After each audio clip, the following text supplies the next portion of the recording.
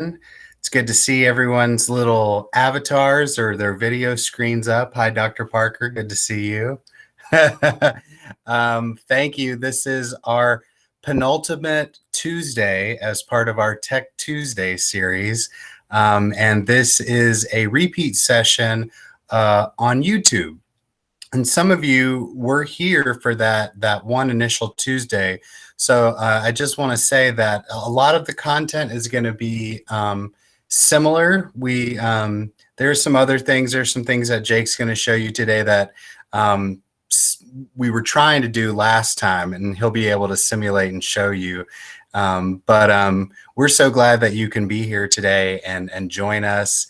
YouTube is what a watershed tool in the history of communication. If only Gutenberg would have known that his printing press could have started this mass communication endeavor by humans to get ideas out there, to entertain, to make people think, and to teach people. And so, I feel, and I just want to say, starting out, I feel so much empathy for all my educator friends right now, considering where we are locally in your own communities and your neighborhood schools, where we are as districts, a state, and a nation as well. And knowing that, I know that there's a lot of uncertainty, and that creates a level of anxiety. And so if everyone just would take a deep breath in, a deep breath out. And today, as Jake is going to take us through some of the basic tenets of YouTube and how to use that for education, I want you to consider your own breath and consider how much do you breathe through your nose today. Now, I know that's going to sound really silly, but I've been reading a lot about nose breathing and all the beneficial health aspects that come with that. And I'm a mouth breather. And I get that from my dad, because I used to watch him in horror as he watched a NASCAR race on Sunday, and he would be breathing through his mouth. And now I'm that guy too. It's not NASCAR, but it's golf, but it's the same thing in effect. But anyway, that being said, the purpose of really us talking about this idea of YouTube is because whether it's synchronous instruction or whether it's asynchronous instruction, YouTube can be your friend. Now, back in the early 2000s, YouTube was started in 2005. YouTube was blocked for a lot of us in our classrooms. We wanted to use it, but it was the Wild West of video sharing sites, right? It was brand new, and there were sometimes lots of restrictions, but a lot of times there were no restrictions whatsoever on what content could be put there. But now I think our district IT departments, Google, they've worked together to make this for some of us, a foundational piece of our instructional practice. And whether it's you recording yourself, which is great for your students to see your face, or if you're just building content for your own instruction, maybe you've got a flipped classroom, maybe you want to do a higher emphasis on videos, whatever the case may be, what Jake's going to walk you through from the basic element of a video, right? What are some tenets around creating a video, uploading a video, to this idea of creating a playlist, or even creating your own kind of branded channel for your instructional practice. We're gonna cover that today, specifically Jake. So before we dig in, just make sure that as far as attendance, you've typed your name and district into the chat box, so that we can be sure to take your attendance for today. Make sure that you were here. If you've done that, thank you. We appreciate that so much. If you don't know where the chat is in Google Meets, in the upper right-hand corner, there's a little speech bubble. If you click that, it probably has a little green icon with some numbers on it because people are typing. If you click that, you'll find the chat box. Should you want to use closed captioning services, down towards the bottom of your screen on the right-hand side, there's a little closed caption icon. You can click that. Now, that's not me typing for Jake once he gets started. That's artificial intelligence. It does a pretty darn good job as far as I'm concerned. Really impressed with that live artificial intelligence closed captioning service, but it's there for you to use should you need that. I'm going to share my screen real quick with you, just to I like this slideshow that I found, and it's not the most current thing, but it's going to get our idea across. Hopefully, my computer just went on the fritz.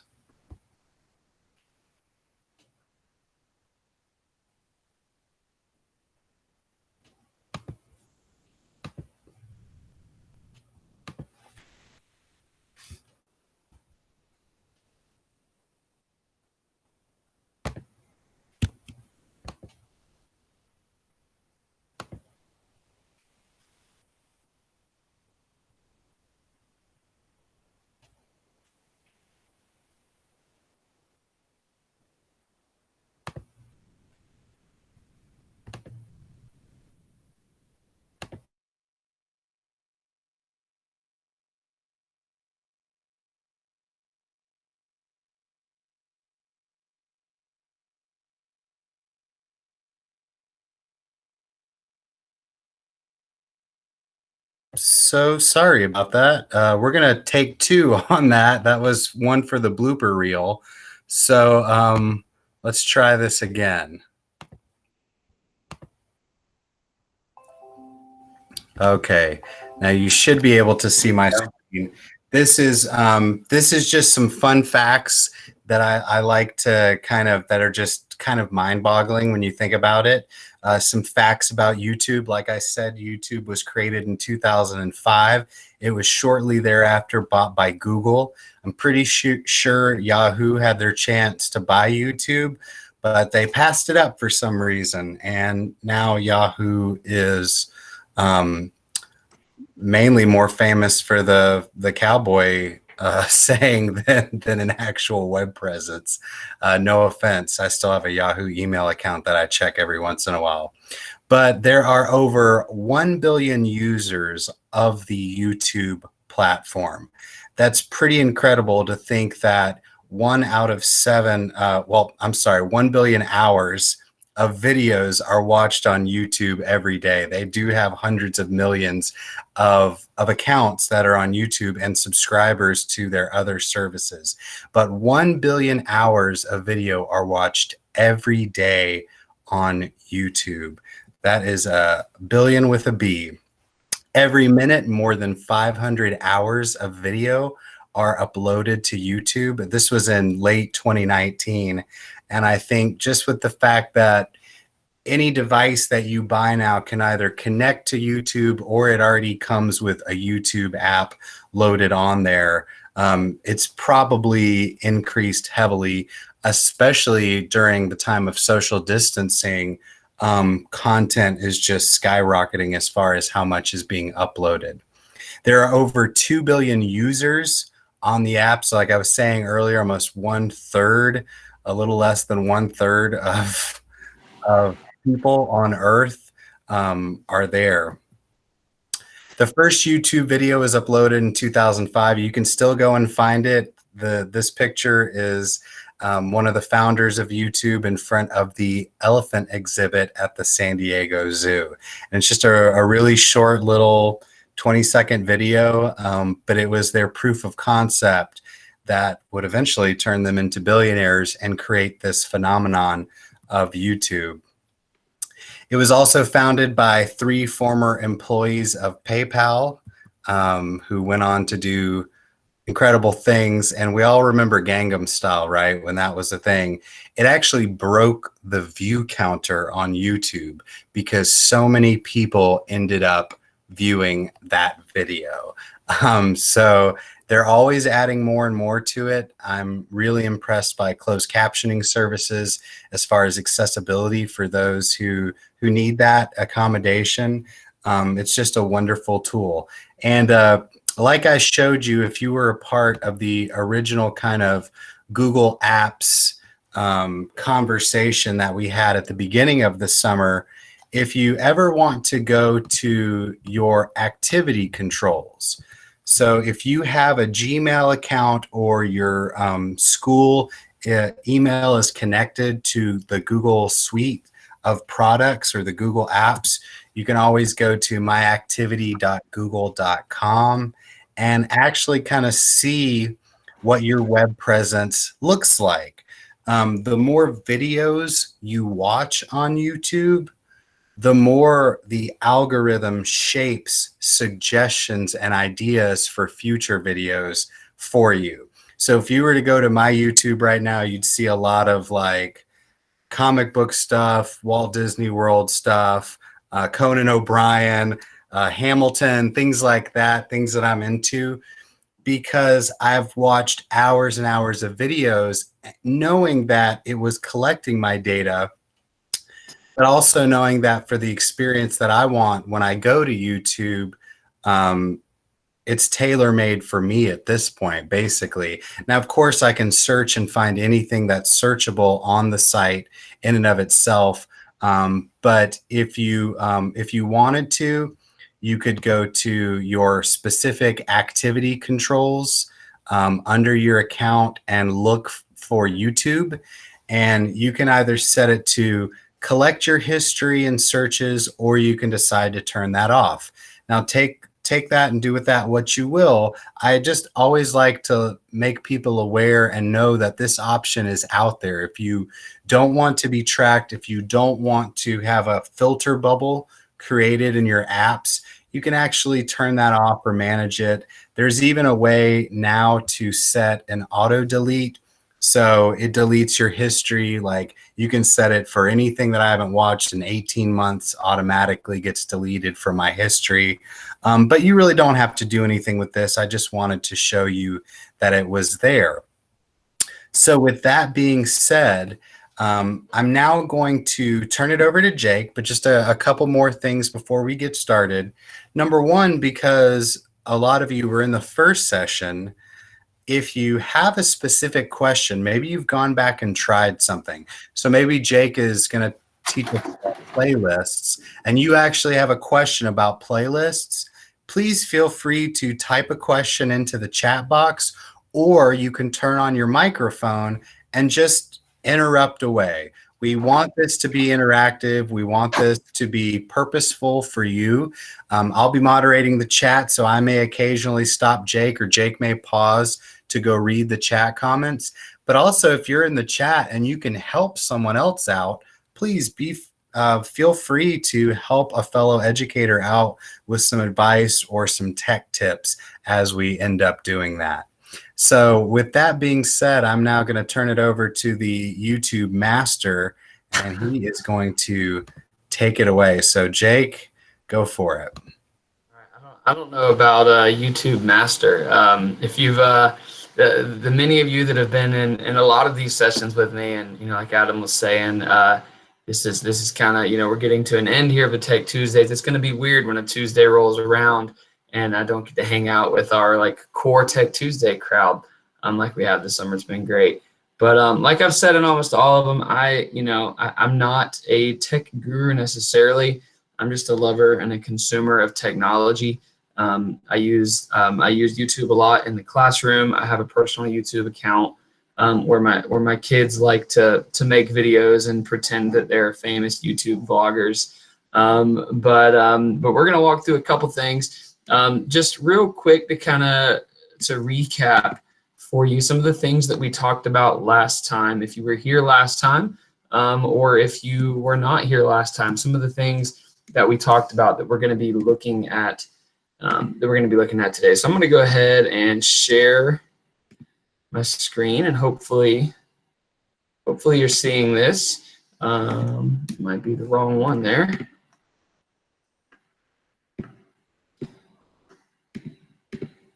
Adam, I think it's contagious. You gave it to me. Let me just do it this way. I was trying to just share one window, but I'll just share my whole screen. It'll make it easier. All right. And so I did this really maybe more for me than anything, just to remind myself. I wanted to make just a quick list. And this is sort of what we're going to go through today. But like Adam said, there are a couple things a couple additional things that I want to show you that I didn't get to last time. And then also when we get to uploading new content, had a little hiccup, but I actually do have a fresh video that I was about to upload to YouTube last night, and then had the idea that no, I'll do it with everyone today in the Tech Tuesday. That way we don't have the same hiccups that we had last time with me trying to re-upload a video that already existed on my account, and the problems that happen with that. But we're going to start kind of from the more basic. As you first approach YouTube, what most people do is just finding videos and some tips on searching, some tips on sharing and embedding videos, and then also playlists. And really the kind of power that's in playlists. And if you get nothing else out of it today, I think playlists are something that really, as far as using YouTube in the classroom, knowing how to curate playlists and gather that information and put it all in one place is a tool that could get you through, a lot of good situations in the classroom with YouTube. So a lot of help there. As we dive a little deeper and you start digging into your channel, we'll look at just kind of the basic layout of your channel.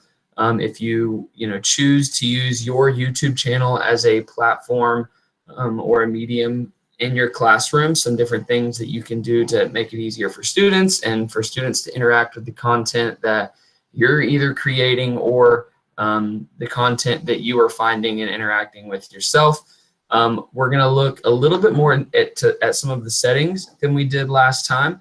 The last time we gathered and we looked at settings, as I was diving through, I kind of saw a few things that I didn't really know were there that I wanted to dig into and have added to my account since then. So we'll talk about some of those, and then we'll end with sort of what I guess is the kind of the maximum level of creativity on YouTube, and that's uploading new content for yourself and creating and uploading content that you are creating for your students. And so now I'm going to dive into YouTube, and I want to mention real quick while it's fresh on my brain, because Adam was just talking about your your searches kind of generating what shows up on your account, which is a really great thing. I think it's sort of like Netflix. If any of you have a Netflix account, everyone, at least in the US, depending on what country you're accessing Netflix from, has all of the same content. We can search and find all of the same series and all of the same movies, but depending on what I am watching, Netflix is going to regenerate what my sort of home screen looks like. So when I go into Netflix, it's going to look a lot different than when someone else goes into Netflix, which is great for me because it's very personalized. But with that being mentioned, I try to be very diligent with my YouTube accounts. I actually sort of have two. I have one that I just use my kind of work or professional account, has a Google account, and so I use that, and that's what I'm logged into here. But then I also have a personal YouTube account, and so any sort of personal browsing that I'm doing on YouTube, I try to do on my own personal account. That way, anytime I need to share from YouTube, if I do go to my home screen, if there is anything that I don't want students to see or live audiences to see, not that there's anything terrible on my YouTube account, but right now I'm pretty into fitness, and I don't think everyone wants to see all of the diet videos and fitness videos that I've been watching on my personal account. So I try to sort of separate that, and certainly if I was in the classroom, I would want to be very careful about what sort of suggested videos come up whenever I am on my YouTube home screen, if I am ever showing that YouTube home screen to my students. So just something to keep in mind if you do want to be careful with that. An easy way is just sort of having two accounts and to swap back and forth between accounts. I'll show you that real quick. At the top right, I know that I'm in my professional account here. I can see my little icon, and that's the icon I have for that. And if I click on that there, I can just come down here to switch account, and then it's going to show me the other accounts that I have logged in. This is the personal account that I use. My family, we post some vlogs from vacation and things like that on there, but it's also what I use to just surf YouTube personally with. And so I can just click real quickly and go back and forth, and you'll see that pops up right away. So that's a pretty easy switch. Just a little tip to sort of separate the different areas of your life if you need to do that with YouTube. And I try to do that with really anything that if there is a tool that I use in the professional world and in the personal world, if there needs to be any sort of separation, I try to do that. So let's dive in, just like last time. And if you're joining us for the first time, we're first just going to look at browsing videos, finding videos, and finding content. And one of the kind of go-to ways to do that, if you don't have anything showing up in your recommended or recently watched, if you're just looking for a new video, we have the search. And these are some tricks that I actually learned from Adam in one of the Google sessions. Like Adam said, YouTube is owned by Google. So a lot of the Google tricks in the search bar will also work in YouTube. So for example, the one I showed last time, if I just type in the word Gordon, as I look through here, I get a lot of videos of Gordon Ramsay. He must be one of the more popular watched characters with the name Gordon on YouTube. You see his channel comes up. Most of the videos are of him cooking or his channel, different things like that. But what if that's not what I was looking for? Maybe I was looking for the basketball player Gordon Hayward. So something that I can do is add to my search, instead of just adding the word Hayward. If I add the plus sign and then type Hayward, what this is going to do is it's going to sort of filter the searches to only include results that have Hayward. So if Hayward is not in the results, it's not going to show up. And so now you're going to see that's what I get. We can also sort of do the inverse of that with the minus symbol. So if I type minus and then Ramsay, I think I spelled his name right, then I'm going to get search results with the word Gordon, but no results that also have the word Ramsay in that result. And then probably the last one that I use pretty frequently, if I'm searching for something and I want a specific phrase in the title, search in title, colon, and then whatever it is that I may want to search. And so I was a math teacher, so I'm just going to search the word quadratic and search. And now the word quadratic will be in the title of every result. Just a basic search is going to search. It's going to search the title. It's going to search the description. It's going to search tags. If there is a transcript of the video, it's going to search through the transcript. Basically anywhere the visual or audible text has the word quadratic, it's going to search. But if I add this sort of clarification into the search, it's going to only search in the title. So quadratic has to be in the title for it to come up there. There's a lot more of these as well, but those are just some of the ones that I use pretty frequently. Maybe it's just me. Those are the ones that I remember as easily as well. They're pretty intuitive to remember. So that's just a couple search features. But what we're going to look at now is actually just we go into a video. So I'm just going to open this first video that popped up for me. Gotta love all the ads. And I'm just going to pause it. We're not actually going to watch it. But what I want to talk about are some different ways that you can share videos, embed videos, and then we'll also get into creating and editing and sharing playlists of videos that we've found. So one of the first things that you're going to want to be able to do once you have a video, you find a video you want to show with your students, is you have to have a way to share that video. Now, the most basic form, I guess, of that would be in a brick and mortar classroom. You're just sharing a video from your computer, projecting it onto the screen. And then really from there, you're just pulling the video up by yourself. But let's say you pull the video up at home, and then now you're going to the school. Maybe it's a different device. Maybe it's the same device, but you've closed the tab. How do you find that video again? how do you know that you're getting back to the same content that you wanted to share? So there's a couple ways to do that, to either save it or to share that either with yourself or with students to watch on your own. One of the most basic, or I guess intuitive ways, it's sort of what most I think would guess to do, will work.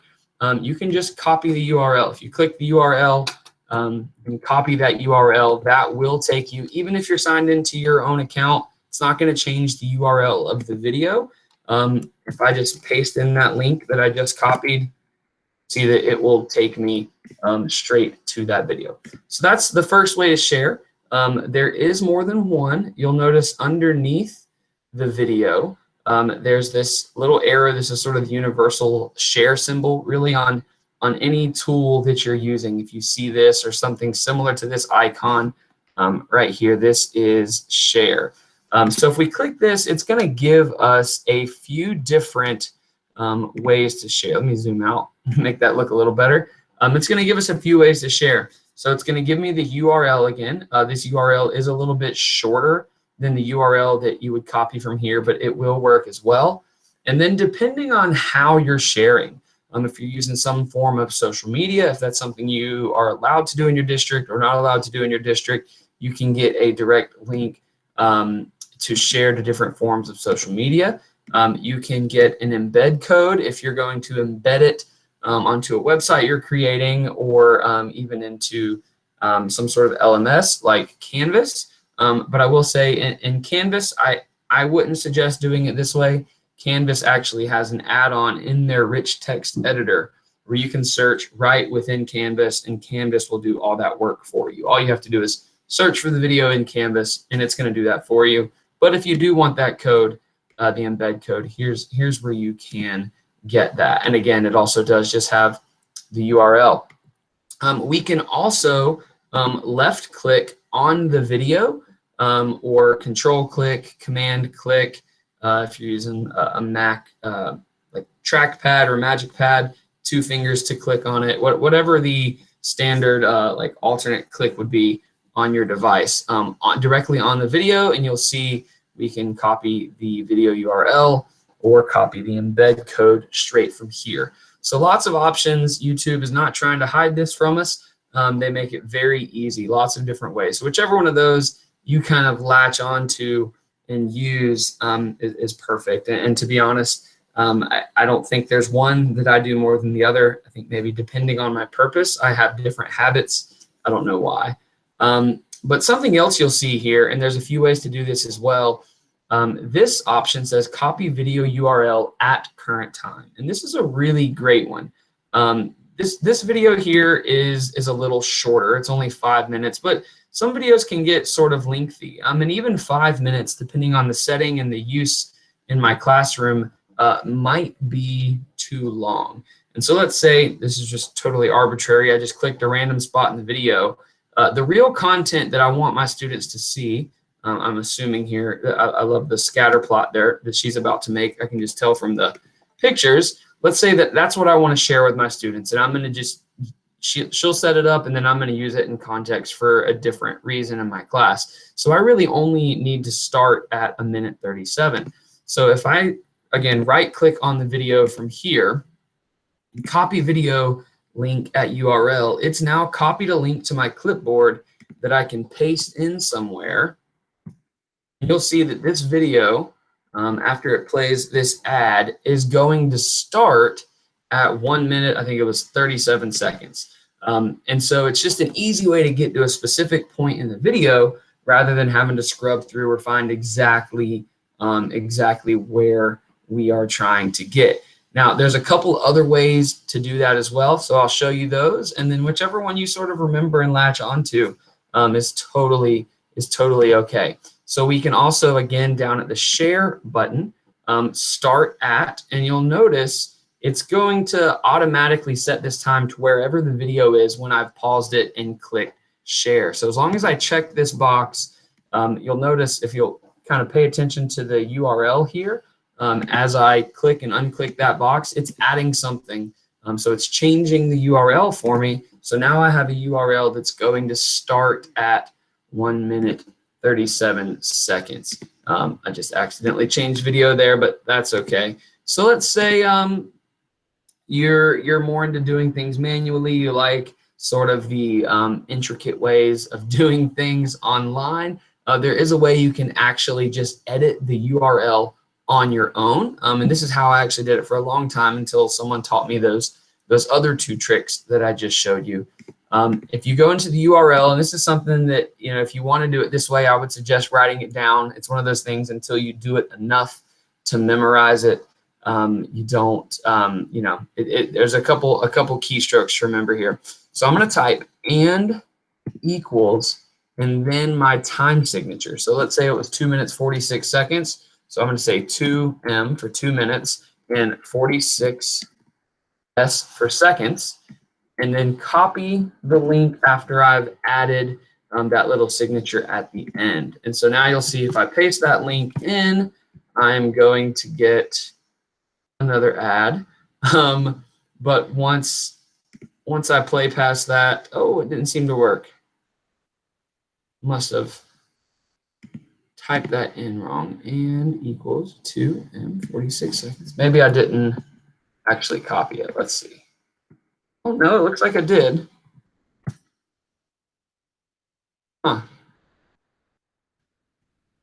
Well, I don't want to waste everyone's time in trying to figure out what I'm typing in wrong here. But the good news is there are two other ways to do that. So again, you can just click share and make sure you click this checkbox before you copy the link. Or what I do most of the time now is just left click on the video and you can copy video URL at current time. So that's just some different ways to share and a couple different purposes for sharing. So sharing sort of the whole video, and then also in the context of the classroom, you're often not going to want to show an entire video just for the sake of time. You know, if you have a 20-minute video and a 48-minute class. I apologize, but my connection is. I'm sorry, what was that? I apologize. My connection is kind of iffy, and if you don't mind, please just do those two additional copy things one more time. I caught where you can copy at the time, but there was two more that you mentioned. Would you just quickly review that? I apologize for that. Yeah, it's just a poor connection here.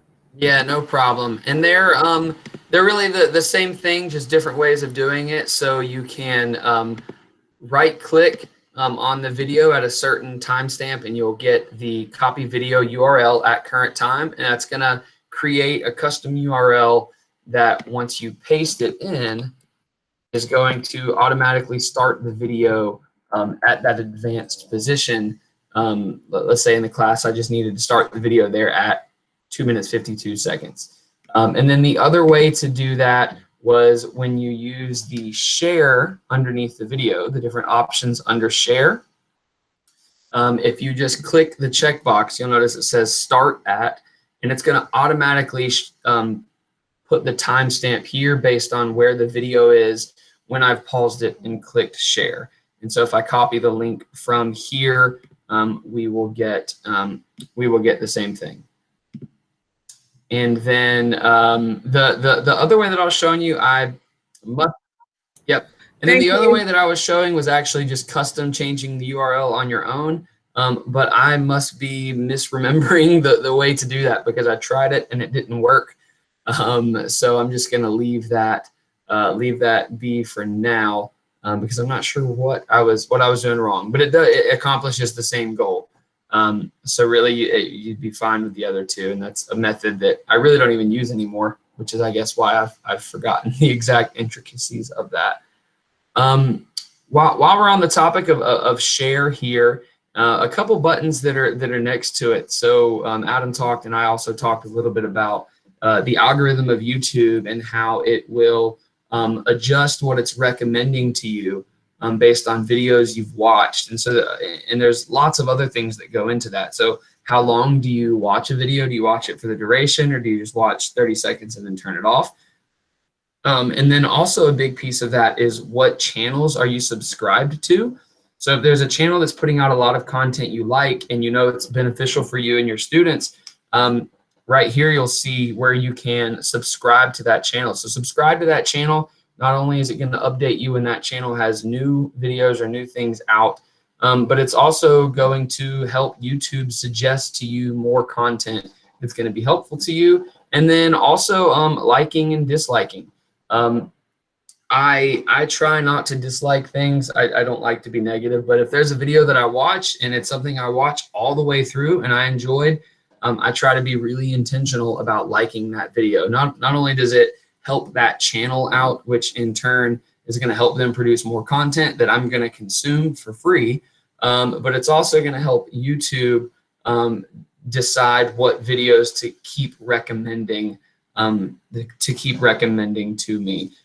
So, you know, click like if you like the video. I don't know that I do. I haven't watched this one, but this is a really great channel. So I'm sure I would.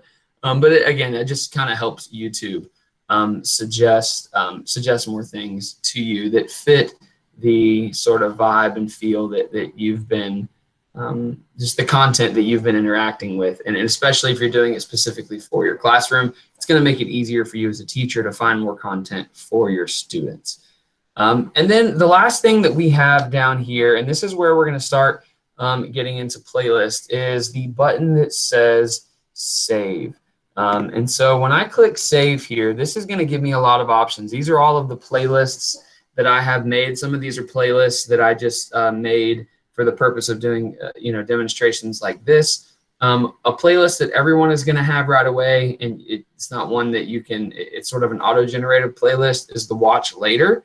This is really helpful if you start a video, it's like a 20-minute video, you get 3 minutes in and then you get sidetracked and you got to do something else. Sometimes I'll just save to the watch later playlist, and then when I have free time to just mindlessly scroll through YouTube, I can go to my watch later playlist and see all the videos that I intended to watch later and hopefully watch some of those. If you don't have any playlists, from right here you can create a new playlist. So I'm just gonna create a playlist. This is about a paradox. I like videos on paradoxes, so I'm just gonna call this playlist paradox videos. And so let's say I just wanted to create a playlist of lots of interesting scientific and mathematical paradoxes that I find fascinating. Maybe that doesn't align to my standards or anything, but just for this purpose, and this is the video I'm already on. And then once I hit create, I now have a playlist that I can continue to add more videos to. And it's going to create sort of a list of all of those in one place. It works just like if you use Spotify or Apple Music. It's creating a sort of subsection of music for you all in one area, sort of like organizing files on your computer. It's taking all of the things that you like and putting them in one location under sort of one heading and one filter that you have the control over. And so if I found another video on paradoxes, here we go. It just has paradox in the title while I'm clicking on it. So let's say I want to add this. Now when I come back to save, that playlist that I just created is going to be here. And so I can add another video to that playlist, the paradox videos, and you'll see it's told me that it has saved it. It popped up down here. All you have to do is click on it and it saves it. If I unclick it, it'll take it out. But I'm going to select that back to put that back in that playlist. And so now I'm starting to generate a playlist containing videos that are about paradoxes, and I can continue to create that. And now sharing playlists and getting into how you can even edit those playlists, add more content, and interact directly with those playlists. So to do that, I'm going to leave this video and actually go into my channel. So if I come back to the top right where my icon is, whatever your image is, that's what you'll see there. So if you click there, we can actually go to our channel. And even if you've never taken time to set your channel up, you're going to have something here. So I'm going to bypass some of this for now. We'll get into more of this. What I want to show you now is the playlists. So anytime you create playlists, add videos to playlists, YouTube's going to take care of that work for you. But then to get back to your playlists, you're going to go to your channel. So this is my channel here. And then one of these subheadings is playlists. We'll see that here. So I'm going to select playlists, and you will see the different playlists that I've created. And here's the one that I just created. So I have a couple options from here. I can just select onto the video. It's just going to start playing all of the videos in the order that I added them. Or if I come down to where it says view full playlist, if I click here, and this is something I don't think we got into too much last time. We talked about creating playlists, but not actually interacting or editing and sharing those playlists. If I had a longer list of videos, and even with 2, I can just click on the little double bars and add and reorder the playlists. I can play them from here.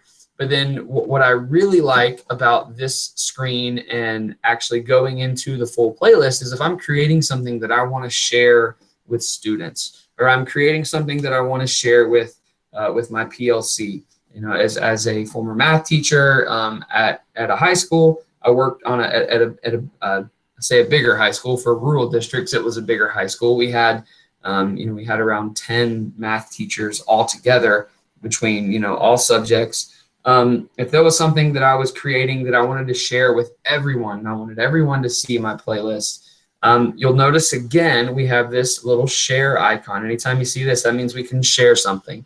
So if I select here, this URL is a URL that's going to take you directly to the playlist that I've created. So it's not going to take you to any one of the videos, but rather take you directly to the playlist. So I'll go to a new tab, paste in that link, and you'll see it's going to take me directly to this playlist. Now, I'm signed in. I created this playlist and I'm signed into my account. So I have a couple features here that someone who goes to this link that isn't, that isn't in control or can edit this playlist, they won't necessarily be able to move them around or change or add anything to the playlist. But from a sharing perspective, then you now have this URL that you can share your playlists with others.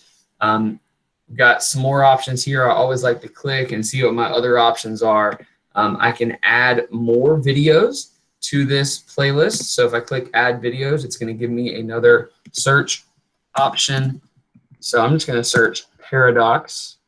I know Numberphile, that's another channel that I really like. They have some cool videos on paradoxes. This is a great one. I've actually seen this video. So let's say I want to add this video on Zeno's paradox from Numberphile to my playlist. So I'm just going to search for it there, add video, and you'll see it adds it directly to there. So I can search for and add videos directly into the playlist from the playlist as well. If I want to add collaborators, so collaborators can add videos to this playlist. So if I turn this on, this is a great feature, again, for something like PLCs, where if my team and I were all working together to create something, so once we allow new collaborators, we can copy this link, and if we share this link, it's different than the original link that we shared, or the link that we would share if we were just sharing the playlist out. This link is going to allow them to actually collaborate and work on this playlist with you. So that's another great tool. We can, I don't know that I've ever actually opened the settings here, but we have some settings. Add new videos to the top of the playlist. Maybe that's something you want to turn on, anything new. If it's a playlist you've got that you're using throughout the year, and when your students go into it, you want something new you've added to show up first. You could turn that feature on, and then there's some advanced settings as well that I'm not going to get into for now. And then we could delete the playlist if we needed to. So here's how you can do that. So a lot can be done with playlists. A lot that we've already talked about, and really this is just, again, all with content that already exists. The over 1 billion hours of content that already exists with YouTube. Some different things that you can do with that content. Looking at the notes I made to make sure I don't miss anything. One more new thing that I want to show you that I've learned in the past couple weeks that I didn't know was an option. At least I didn't know that was an option this easily.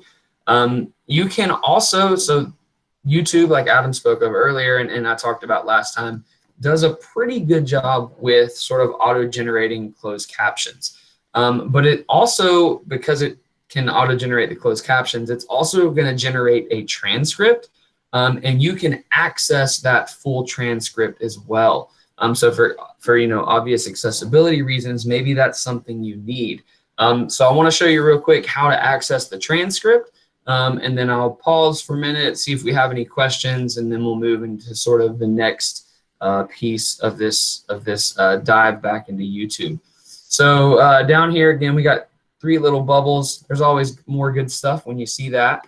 So I'm going to click here, and I can open the transcript. So if I click open transcript, it's going to give me a transcript here to the right, and I can kind of scroll through and see that entire transcript. Now we can view it right here in YouTube, or something else that you can also do, and I've tested it out, so I know you can. If you need this separate of YouTube, if you need it on a separate document, something that you can print and hand out or send to a student, you can actually copy straight from this transcript. So I'm just going to select all that, Control-C to copy. But I want to show you what it looks like when you paste it, because you do have to do a little bit of formatting work. It doesn't paste in a very friendly way, but it is all there. And so what I'm going to do is select all of it again, just right here in the doc. So now you can actually see where that text is.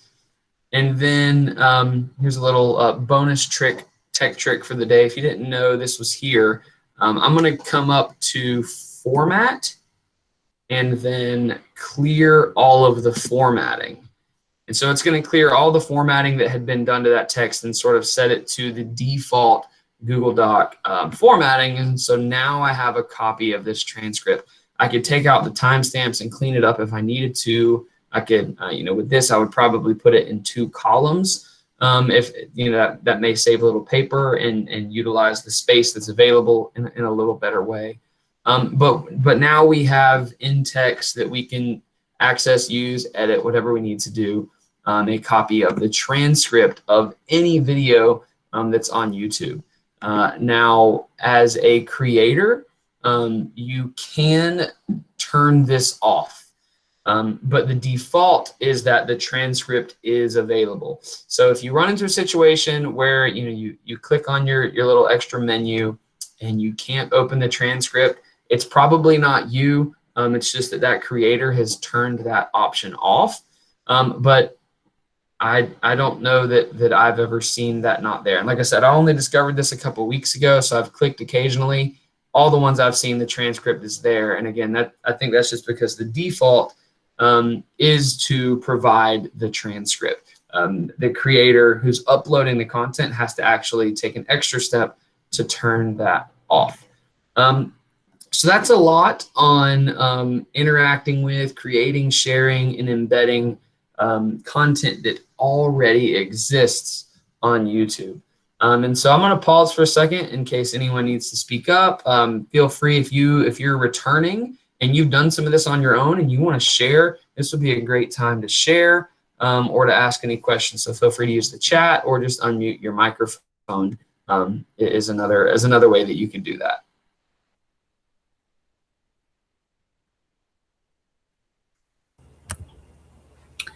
Jacob, I might have missed the first session, but how do we create a YouTube An account or a channel? an account? Yeah, an account. So YouTube is owned by Google. So if you have a Google account, you actually already have a YouTube account. If you go to YouTube and try to sign in, it's going to ask you to sign in with Google. And so if you're, if your district is a Google district and you want to use, your professional account, your professional Google account to do that, which is the account that I've been demoing here, that's what I've done. You actually already have one. If you want to create your own, if you have a personal Google account, you can do that as well. And you can create that from Google or from YouTube. It's actually gonna, if you try to do it from YouTube, it's gonna redirect you to Google. And anytime you try to edit your account, your actual account, not your YouTube channel, but your actual account, YouTube's just gonna redirect you to Google anyways. Okay, thank you. Yep. And I'm looking back through the chat. Yeah, Adam, thank you for answering those questions for me. And yeah, like I said, with playlists, there are two separate links. If you just use the URL from share on a playlist, no one can edit it. You have to go through the extra steps to get that special URL that will allow someone to edit. So if you're just sharing it, no one can edit your playlist.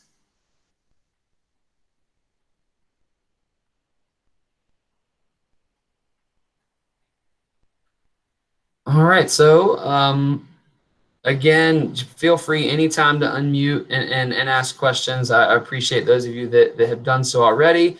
I'm gonna share my screen again, so I won't be able to see the chat for a while. So again, Adam, thank you so much for handling that. And if I've missed something, y'all speak up. I'm gonna share my screen now and jump back into YouTube.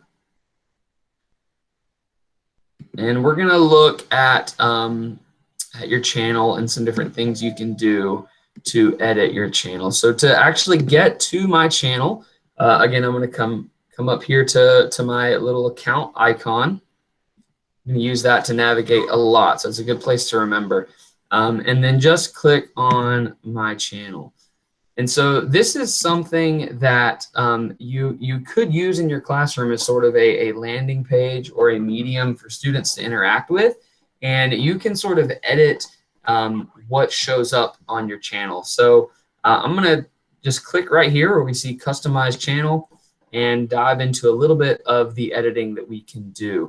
So the sort of banner that we have, I can paste in any image that I have. I made this graphic on some different software and pasted it in. Whatever your Google image is, so probably what many of you are looking at now of each other, just the sort of profile pictures you have, that's going to be the default. You can edit that, but you'll see, like I said earlier, anytime you try to edit your actual account, you'll see that I've just been redirected to Google here. Because a YouTube account is actually just your Google account. I'm not going to edit that. I'm going to leave that the way it is. But then down here is where we can actually edit our channel and what someone is going to see whenever they go to our channel. So the first option I have is any sort of content that I want to feature. This could be a video of mine. This could be a channel. This could really this could be a playlist. That I want students to see. And this is going to be the first thing that shows up on your channel. So if you have something that you want to sort of stay static for the whole year, maybe you create a video just for this purpose where you're welcoming students sort of back to the year and welcoming them to your YouTube account, talking about the purpose and how you're going to use the YouTube account, and it's a video that you've uploaded. You can feature that video, and then no matter what changes, no matter what you do to other playlists or other videos you upload, that is going to be the first thing that shows up. And you'll see that I don't have anything featured here. I'm not really using this account that way, so I don't have anything featured. But if I just click feature, you'll see that it's going to show me all of my uploads. If I wanted to feature any specific upload, or all of the playlists that I've created if I want to feature any specific playlists.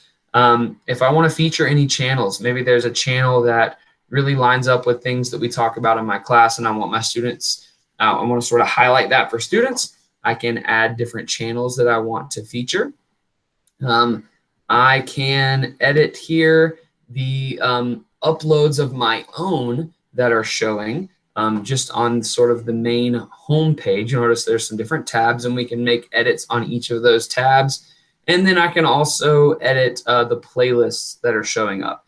And we can also, we can move them around. So now my playlists are going to show up before my uploads. And if you remember when I first went to my channel, it showed my uploads and then the playlists were underneath.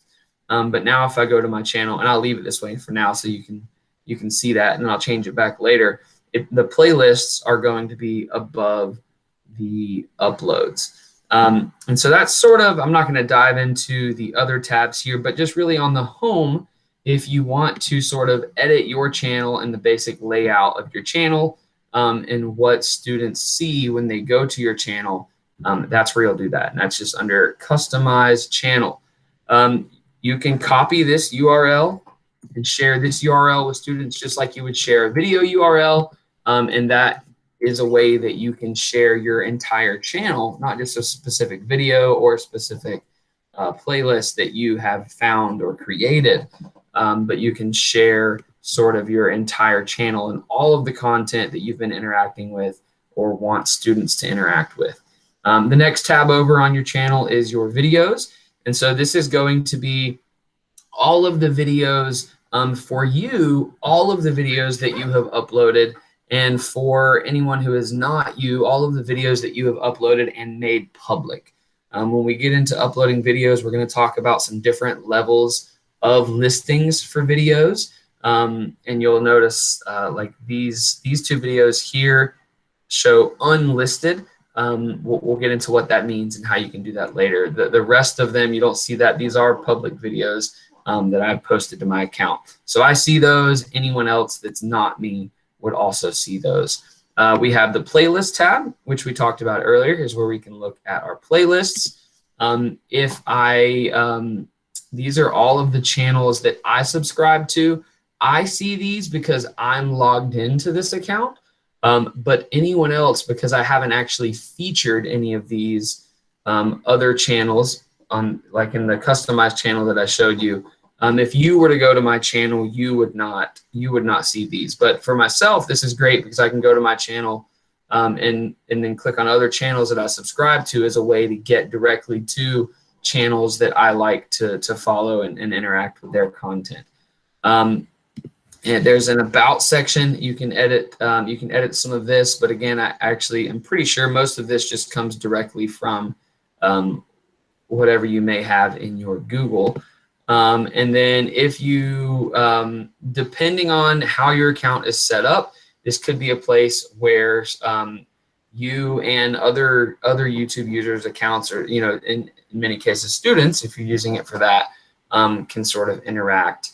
Hey Jake, can I interrupt you? Yeah, go ahead. And you did hit on the idea of playlists. There was a question earlier about, can you show how to make it private so only my kids can access the playlist or channel? And we know that, I mean, just like you said, making things featured playlist kind of brings them out to your channel. But Barbara also had a question. So that was Barbara's question too. So Barbara, if you want to ask your question. Oh, you're right. So I want to make sure that when I make my YouTube channel or whatever, that it's going to be private for my students and no one else goes to it. And then the other thing is I would have one YouTube account for me, but would I use different channels if I want one that's specific to my sculpture, one that's specific to sculpture 2, one for AP, and then I just send out the URL for those channels to keep it all separate?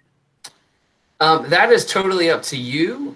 You would need a separate Google account for each of those. So the channel goes along with the account. Okay, so the channel is overall. Yeah, the channel is sort of like your profile page on social media. Okay, so I thought that was a secondary thing. I thought because it listed on your page there, home, video, playlist, channels, plural. So I thought. Gotcha. So these aren't my channels. These are other channels of other accounts that I subscribe to.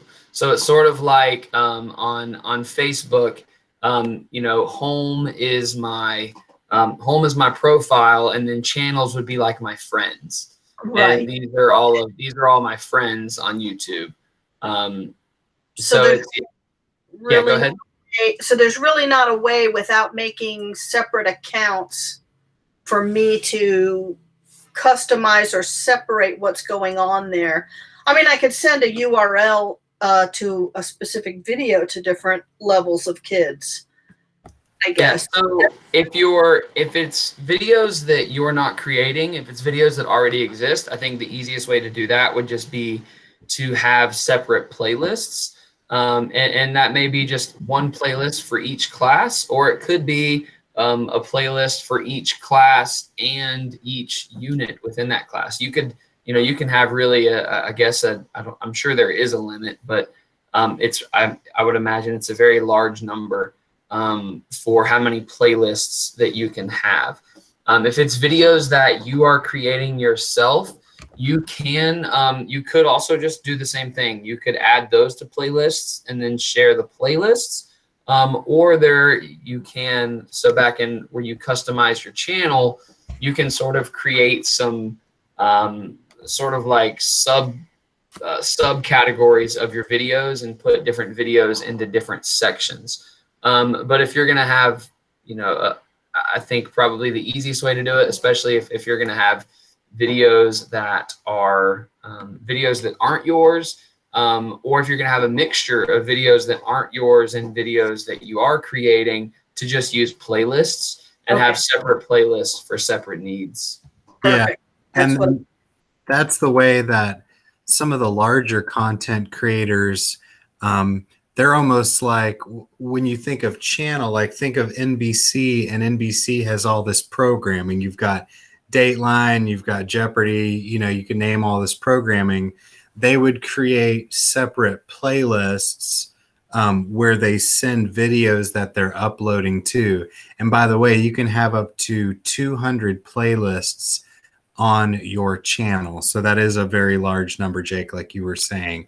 You could have up to 200. Great, thank you. So I just went into, I think, Adam, am I still sharing my screen here? You are, yeah, we can say it. So I just went to a different channel, one that I think everyone may be familiar with. He only has 5.7 million subscribers, so it's a pretty small channel. But Khan Academy's channel here, and Sal Khan, this is really the first YouTube channel that got me into using YouTube for education, even before Khan Academy existed as the site that exists today. It was just lots of YouTube videos and really, really great, well done tutorials on YouTube. And so I just want to show you a couple of things that you can do. So like this is that featured content. So no matter what is added, unless he changes this featured content, this video is going to be the first thing that shows up. Here's some of the featured channels. So it looks like there actually are separate channels here. Maybe it's a little confusing based on what I just said, but these are actually separate Google accounts, separate YouTube accounts. Okay. Even though they all do say Khan Academy, it would be like if I made, if I taught Algebra 2, Geometry, and Algebra 1, if I made a Mr. Massey Algebra 1 Google account, and I have a YouTube channel that goes with that Google account, and then a separate one for Mr. Massey's geometry class, I have that Google account and the YouTube account that goes with that. As a rather large company that Khan Academy is now, and they have 5.7 million subscribers, I'm sure he's not running all of this on his own.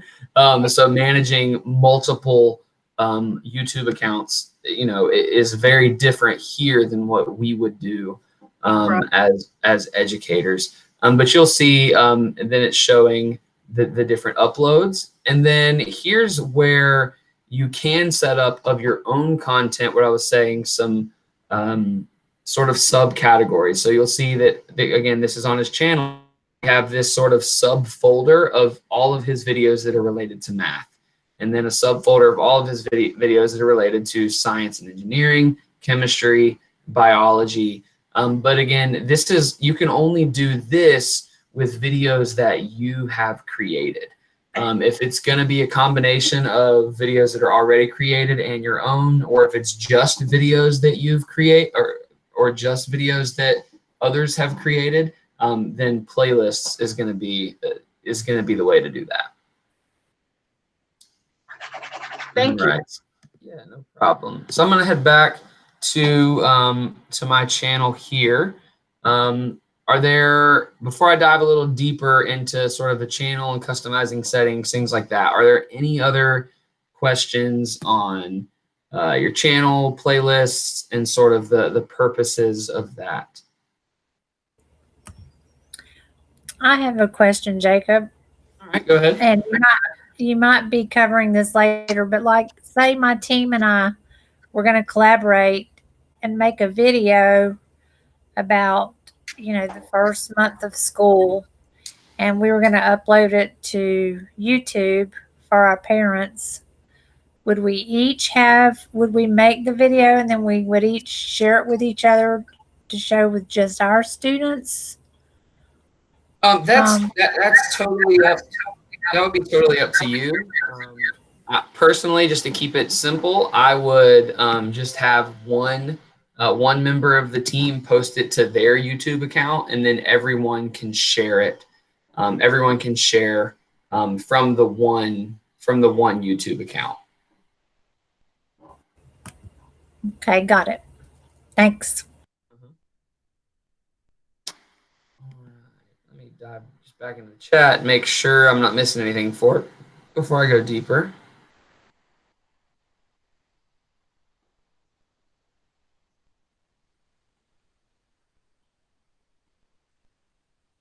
All right, so I'm going to go a little deeper now. So right next to customized channel, we have the YouTube Studio. And so this is the side of YouTube for the creator. If you are not going to be creating videos on your own, this is a separate, this is a totally separate section that part of YouTube you won't actually have to go into. You'll see it actually does have a different URL. It's not youtube.com, it's studio.youtube.com. If you're doing all of this mobilely, it's actually a separate app. So you would need the YouTube app and the YouTube Studio app. For my personal channel and some things that I do, I actually have the YouTube Studio app on my phone to do some editing of videos and things on the fly from my phone. I can't actually do that on the normal YouTube app. It's free. You can go to the App Store, the Google Play Store, search YouTube Studio and find it there. But it is a different app, and this is sort of the backside of YouTube. And so right up front, you'll see it usually shows like your latest video and then the performance of it. This video I have sort of hidden, so there's not really any data on it, and it's on a website that's not published yet. But it's going to show you just sort of some of that. I really don't spend much time on the dashboard. You're not really editing any of your videos here. It's just sort of the landing page. But on the left side is our menu for YouTube Studio. So I'm going to go into videos, and this is where I would edit or change anything on videos that I already have published, or I can see videos that I already have published. So you'll see the list of videos that I have created and published. It's just going to show you some basic information, the visibility type. So you'll see there's 3 different levels. Private means only you can see it. Even if you share it, the link isn't going to work unless you're signed in to your own account. Unlisted is it's not necessarily private, but it's not going to show up on your channel. No one can find it unless they have the link. So if you share the link with someone, they can access it via the link. Whether or not they're signed into an account or signed into your account, that doesn't matter. Anyone with the link would be able to view it. And then public is wide open. It's going to show up on your channel. It's going to show up in searches. It's going to show up, probably in the, billions of people that view YouTube. It might show up in someone's suggested videos at some point, but public is wide open. And then you can also schedule videos, sort of like one of the new features on Facebook, especially one that's been used a lot with with COVID-19 and the quarantine, where things are scheduled to go live at a certain time. I was actually thinking of some really good uses for this in the classroom. Students that may be virtual students but are expected to also be synchronous. So what that meaning, and I'm sure many of you may wind up in this situation this year where you're teaching in a certain block at school, but you have students who are at home learning. However, they're learning at the same pace and on the same time schedule that you are teaching your students that are in brick and mortar. Or maybe you're just a virtual student, but the students are responsible to be logged on at a certain time. Something that you can do is pre-make content and schedule it to go live, quote unquote live, at a certain time. And then students would actually be able to interact and comment live. And then because you've scheduled it and you're not actually talking while the video is playing, you could interact as well in the comments. And so that's another, another thing that I've been thinking about a lot lately in this sort of hybrid virtual brick and mortar world that we're all about to be thrust into. That is one option. And when we talk about uploading later, actually uploading a new video, I'll get a little deeper into that. But I'm going to leave this one public for now. I haven't actually done anything, so I'm just going to click cancel. Any restrictions that we may have set, and we'll cover some of that in the uploading, when it was published, views, comments, you can sort of see some of that. We can also get into playlists here and get into where we can edit playlists. You'll notice this is going to take us straight to that same screen that we were in earlier. Nothing new there. Some analytics. I don't really have anything fascinating in here for the way that I use this channel. But if you are trying to, get lots of views and things and you want to see what's going on, you can see that sort of a dashboard or a place where all your comments are, any commenting that has been done on your videos. One of the ways, I don't think this is the sort of easiest way to get into subtitles, but one of the ways to get into subtitles, here's another menu here, but I'm going to show you a sort of better way to do that later.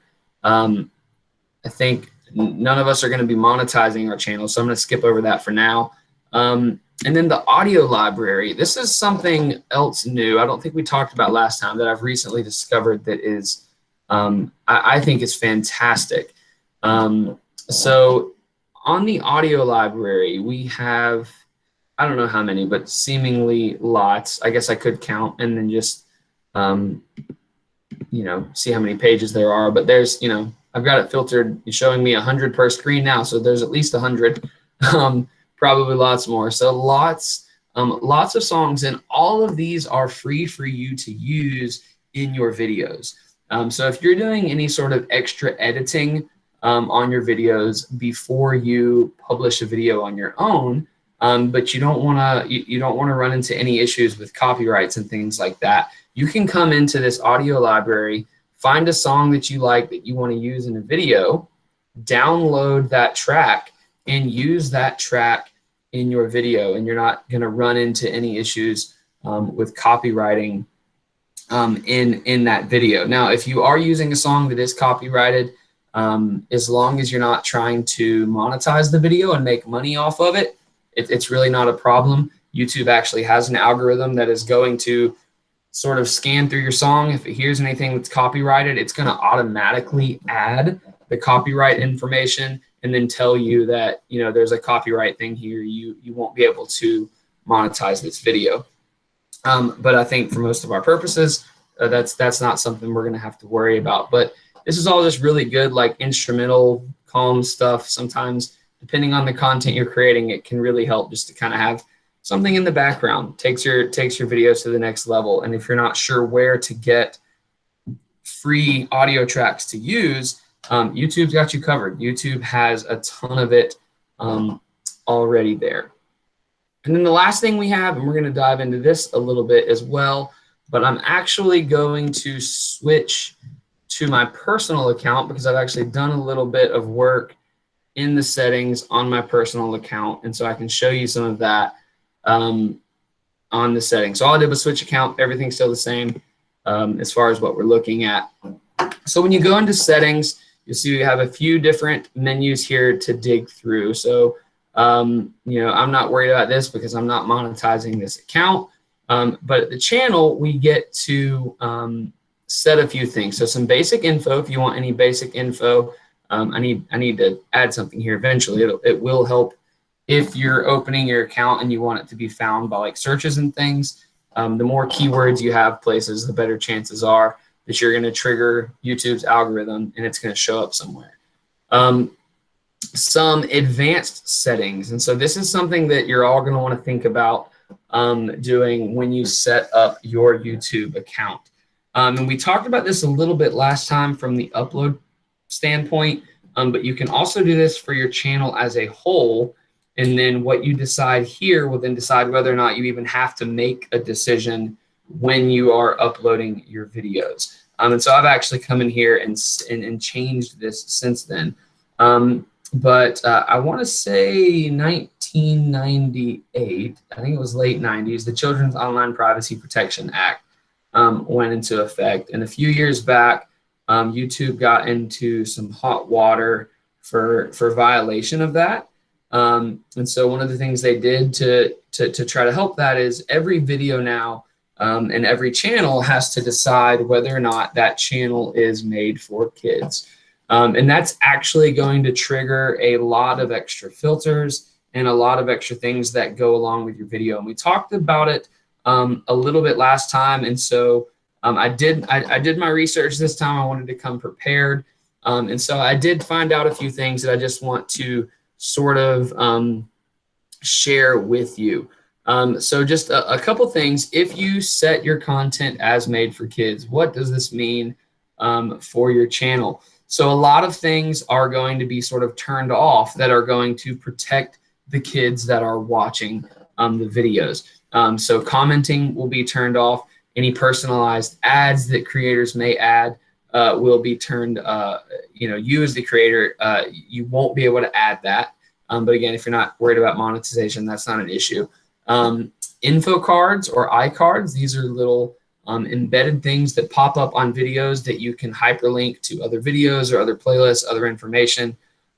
End screens, this is one that's pretty big. I've been embarrassed more than once in my classroom by the end screen and the suggested videos that pop up, and I'm like, whoa, what is that? That has nothing to do with what we just watched and is totally inappropriate.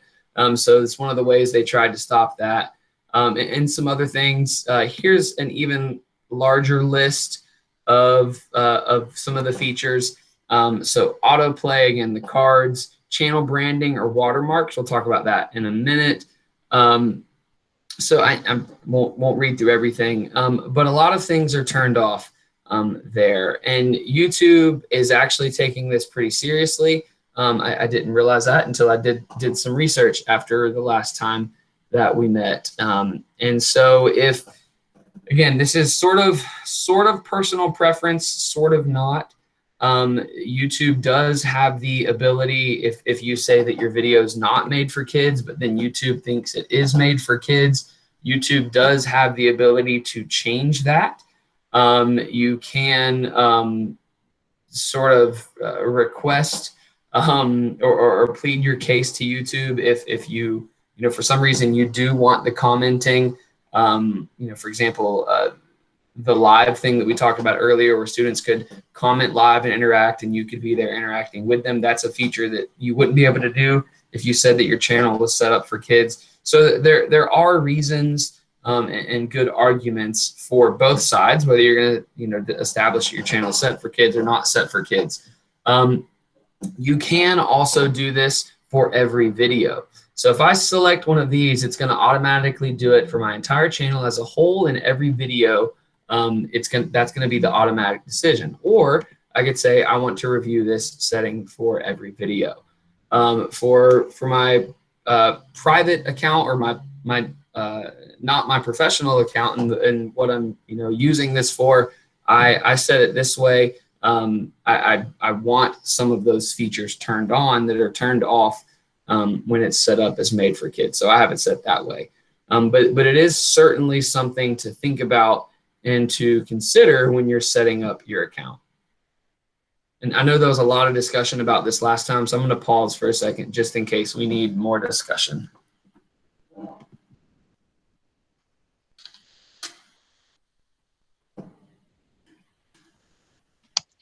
Jake, you talked about from a personal perspective how you would handle this or why, but from a school perspective, do you have any thoughts on which one you would choose for that? So the content that I would create for my classroom would not be anything that I would want to hide. And so if it's content that I'm creating for my students, I don't know that I would lean towards wanting to establish that this content was made for kids, to have some of those features turned off. Now, if I were having my students create content, and I was going to post the content that my students created on my account, then from that perspective, I would probably want to set those videos separately. So I would probably change it to I want to review this for every video, so that if they're, I don't want videos that my students have created that I'm posting on my account to be out there in the public, mainly for the issue of commenting and the way that those videos could be shared, because I don't want to be responsible for anything negative happening to a student of mine and content that they have created. But there are lots of features that I do like that are turned off that I would want to keep for mine. Like I said, the commenting, if it's a live video, I think can be really important in the classroom, but that would be content that I'm creating, and I would be okay with that. I'm okay to subject myself to the real world. You can't add videos to a playlist if it's set as made for kids. That's a feature that I think is really important for content that I'm creating. So again, I think I would have to go video by video, case by case, and for me, the big thing would be who is creating the content. Is it me or is it my students?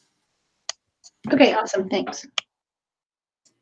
I want a clarification on what you just said. Uh-huh.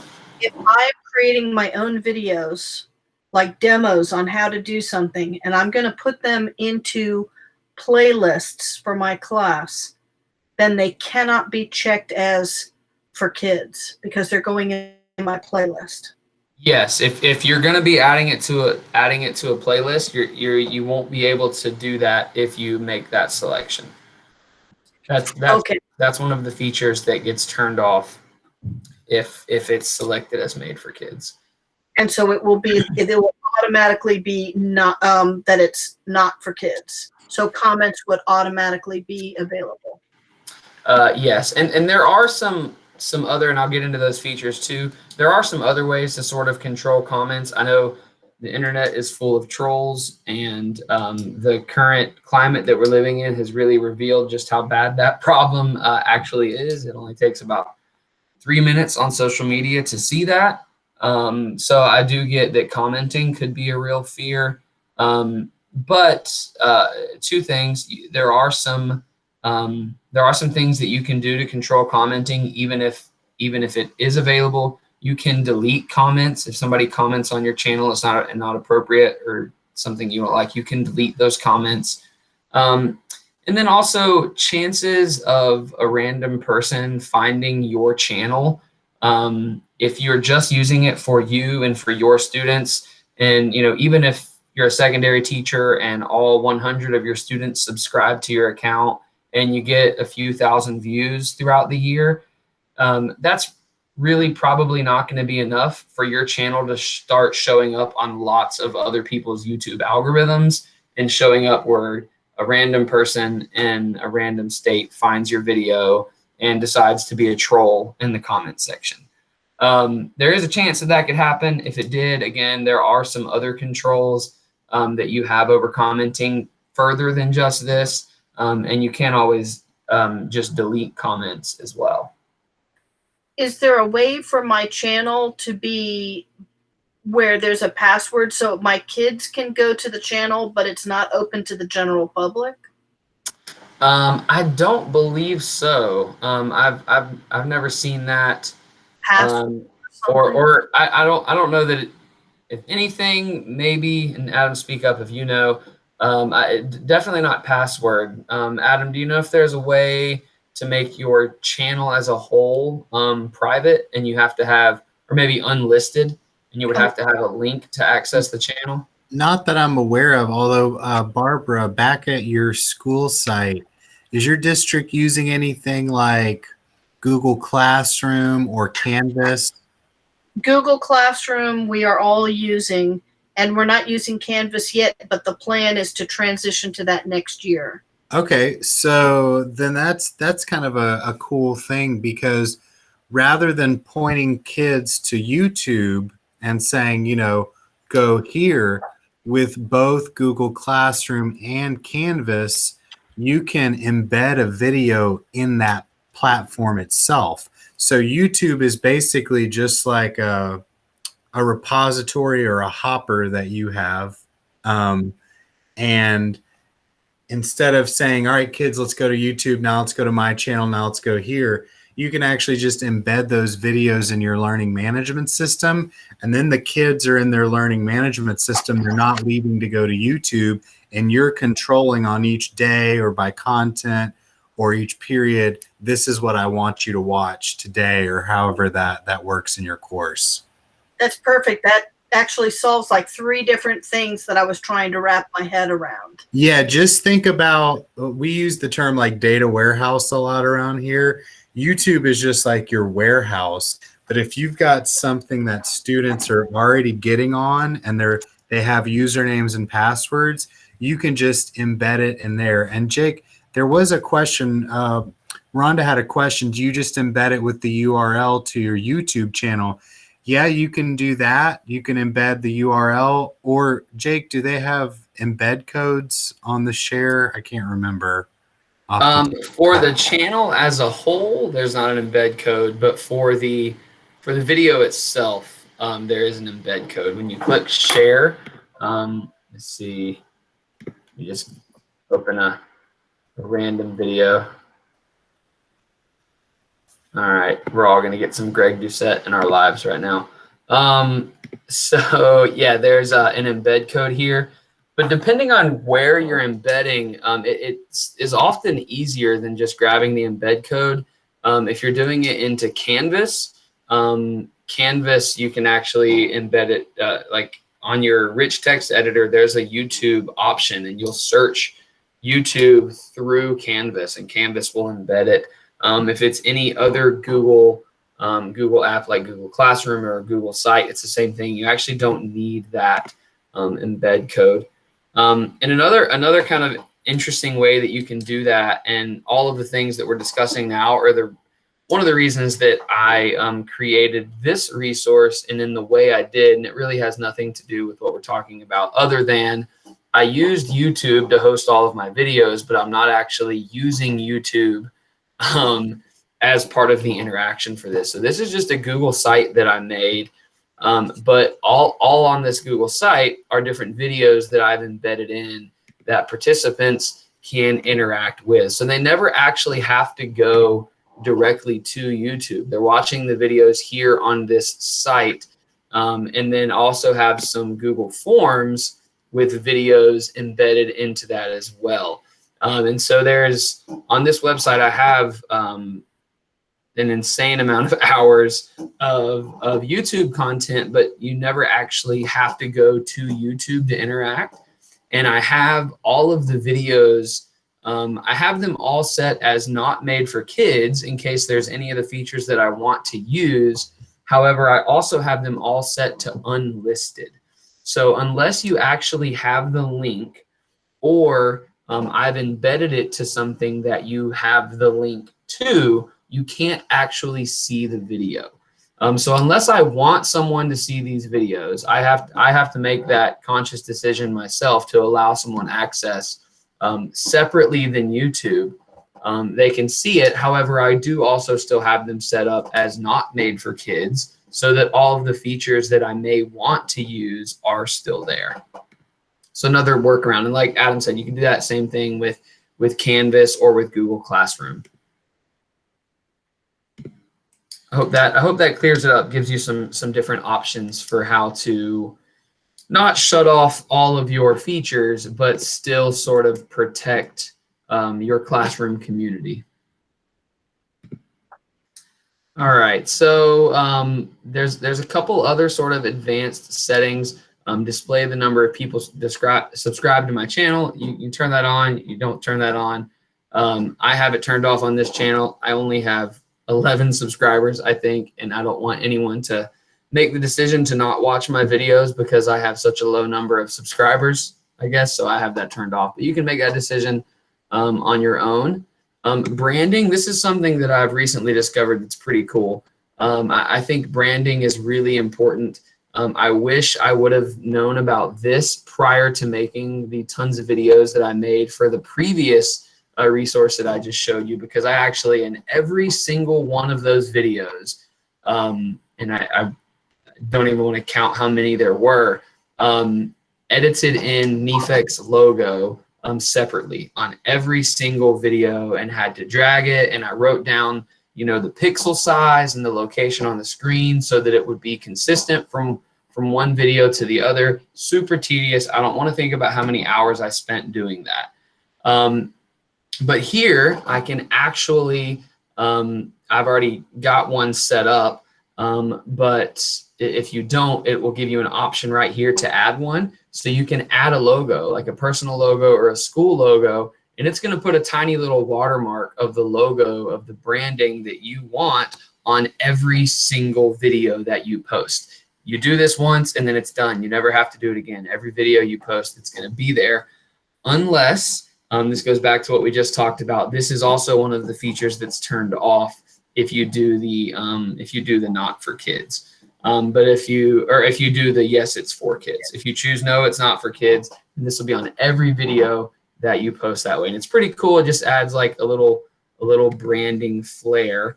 I'll open up one of my videos and show you what that looks like.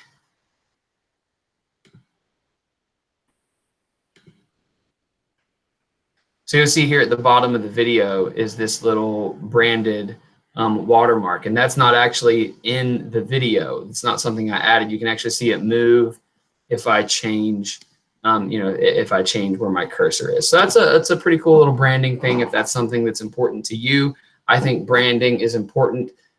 Even, like I said, even for my professional account, all of the videos that I created that I used for Nefec, I did it on every single video separately. So that's a really cool thing to know. And again, that's just under channel and settings. You've got branding. You can set that up. And you can even put in like, when does it show up? Does it stay for the entire video? And that thing. So a couple other settings that I want to show you that I think are really important. Time saving, some upload defaults. So when you're uploading a video, there's some settings, titles, descriptions, tags, lots of things you can add to the video. But if you choose some upload defaults, these are things that are going to show up every single time you upload a new video so that you don't have to type it in. Like pretty much all of my videos that I post on this account are related to these tags. So I've set up some preset tags that are going to show up in every video. I don't have to type it in every single time. It's going to save a lot of time, as well as something that I want to always show up in the description. So those defaults, that will save you a lot of time as well. Different permissions. This is if you want to get into allowing other channels to collaborate, you can invite. You can invite there. And then I'm looking for the commenting. Here we go. So back in upload defaults, advanced settings, you can set, I knew it was somewhere, sorry for skipping that, some further settings for each of your videos. And one of those that I really wanted to point out to you is in the comments, you have these options to choose from. And so you can actually disable comments on a video if commenting is the only thing that sort of makes you want to choose the yes, it's for kids because you don't want comments, but you don't like that it's holding you back from a lot of other features. You can actually disable disable comments, and then you still have all of the other options. You've just disabled comments. You can hold all comments for review, so you'll get a notification when someone comments, and then you can decide yes or no, I want this comment to go through. You can hold potentially inappropriate comments. So what that will do, YouTube has an algorithm that all comments will run through. If it thinks that it's something that's inappropriate, it will notify you. You can check that comment. If you think it's inappropriate, you decline it, delete it. If it's okay and you're all right with it being on your video, you can approve it, or you can allow all comments. I currently have this set up as my default. And then we have a couple other defaults here as well. If you're going to do any closed captioning, this is an important one to set up. Most of the time, it's going to try to automatically guess your language and will get it right. But if you select it, it will make the captions a little more accurate. You can have defaults for all your categories. Like if it's all for education, you can set education once, and then every video you create, it's going to set the category to education. It's just all about saving time when you upload each video. These are all things you can do per each video as well when you upload, and I'll show you that in just a moment when I show you how to upload a video. But they are also things that you can set as a default that you'll never have to click again. All right, and so that sort of wraps up the settings. I'm going to leave this screen up though, in case there are any questions before we get into the last part of the day.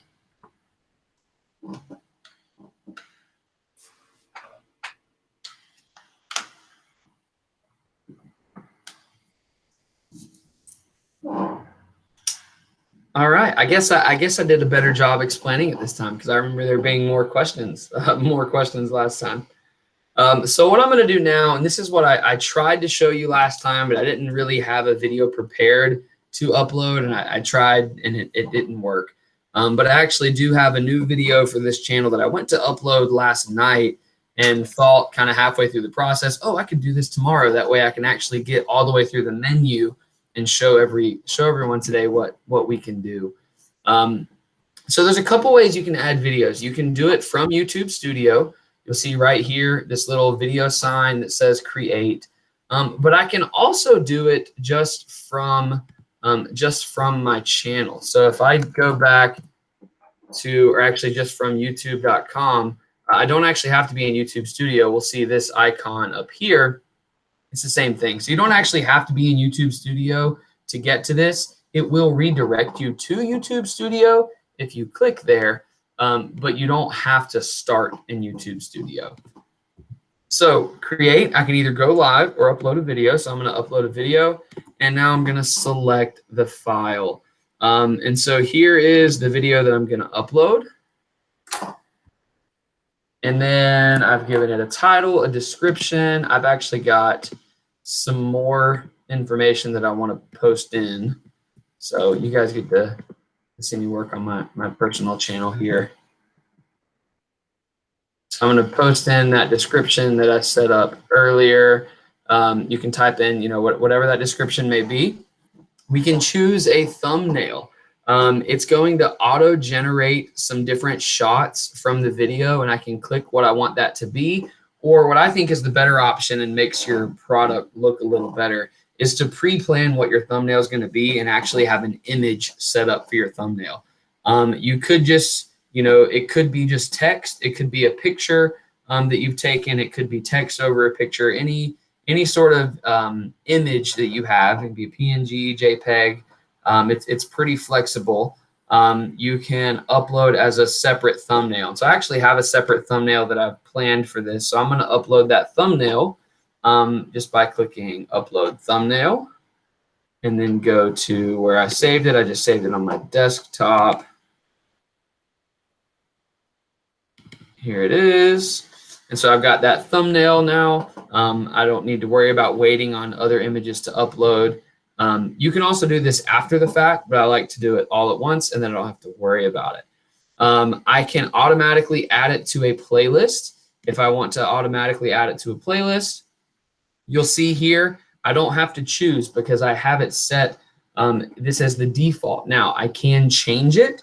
If I change it, it's then gonna make me change my setting at the channel level because I have it set up at channel level. But I don't want to do that. I'm gonna leave it this way. More options. I'm gonna click here because I do have some more tags that I want to enter. So I'm just gonna copy and paste these. I set them up in advance so you wouldn't have to watch me type everything out. And then I'm going to, my default for my closed captions is English. I set that up so I don't have to choose it here because I did the default setting. I could change it if I needed to. If I don't have the default set up, this is where I would set that. So everything else I'm going to leave because I have all the defaults set up the way I want. Now I'm going to click next. Here I can add some other elements to my screen, to my video if I want. It hasn't processed enough to allow me to do this, but we can add end screens or iCards if we wanted to here. We would just click add, but it hasn't processed enough to allow me to do that. And I'm not going to force you guys to wait until that's done. And then the last thing is the visibility, and I have my default set to public. So that's the default. I could change it if I wanted. I could set it as an instant premiere. And so this would be sort of like a live video. It would show live on YouTube, and that would enable live commenting. And I could also interact in those comments as well, or I could schedule it. If this is something that I want to show up as a live video for my third period class tomorrow, I could schedule it for the time that my third period class starts. And then when when the students logged on, that's what they would see, and they would interact live, and I would be able to see that. But that's not what I want for this video, so I'm going to leave it as public and hit publish. And so now this video is going to publish to my account. Right away, I get some sharing options. I get a link if I need to share this somewhere else. I can get to that embed code, all the other sharing options that we had, same as if we were clicking in a video somewhere else. So I didn't get to show you all that last time, so I'm glad I got to walk you through that. Are there any questions on those steps that we just went through to upload a video?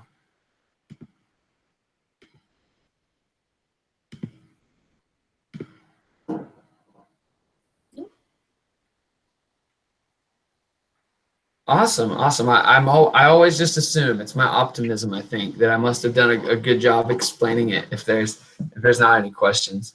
And so really the only thing that leaves out of the equation is actually creating the content. What I just did assumes that you already have content created. And so for creating videos, I assume that everyone or most has one of these guys here, a smartphone, especially if it's a newer smartphone. I mean, the camera technology in smartphones today is absolutely insane. They take great videos. If you have an iPhone, you have iMovie, which is a free app that comes with your phone. It's a great video editing app. You can edit videos, add text, everything right on your phone. And then from your phone in the YouTube Studio app, you can do everything that I just did on the computer all from your phone. So you don't even have to worry about getting the video from your phone to your computer. You can just do it.